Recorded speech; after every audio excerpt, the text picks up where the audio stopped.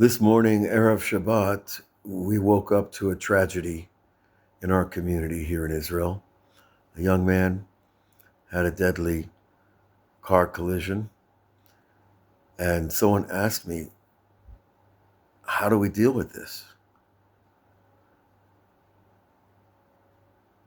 And I said, this world is not the purpose of this world.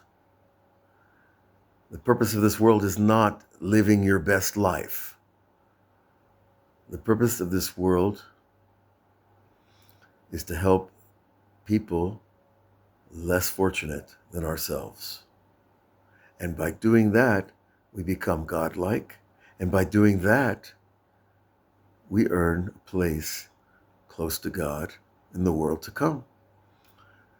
And Shabbat, which is coming in a few minutes, is called Me'ein Olam Haba, a spark of, it's really a mini drama, a replay of heaven, of living, existing in the world to come, which the Sefer Behir defines as the world that was, which means the world we came from. That all human souls were conceived in the beginning, in the collective master soul we call the first man, Adam, and who was, of course, androgynous because his wife was within him. They were one, according to the Kabbalah. So when someone is suffering a tremendous loss, as people are all over the world, certainly here in Israel, people are in deep mourning because of all the tragedies that have happened in this war. But let's say I don't have this idea down about the world to come, and this world is just a prose door, a corridor, a courtyard for the big revelation in the world that we were once in, and now we're going back there. And I don't have all that theology down. And it still hurts like you know what inside. Well, the healing is the slow acceptance of a higher reality. That this world cannot make sense without a higher reality. That all the suffering of humanity for all these thousands of years does not add up without the promise of a higher reality. And some,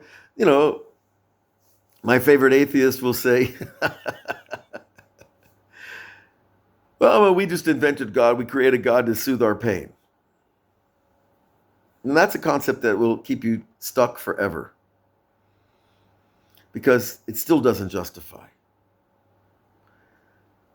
The processing of pain is why we're here, to give us the merit to enter that higher realm as godlike beings. Not as proto-animals, but as something a little less than God. And if you put all the collective souls together, they become that deepest, greatest expression of the Creator. So it doesn't mean we don't mourn. It doesn't mean we don't cry. But it does mean we feel the pain with an understanding that the loss was necessary. And when a beautiful young person is taken from us, whether they're kidnapped at a festival, or they're in a car crash, or they get involved in something that gets them killed, usually they're done with their experience in the corridor. They're already going up to a higher realm. They finished what they came here for. And that's also hard for people to swallow. What do you mean? He's a 19-year-old, wonderful person, but the fact that he's already wonderful means he doesn't need to be here in this world. It's those of us that are far from perfect. We still need to be here.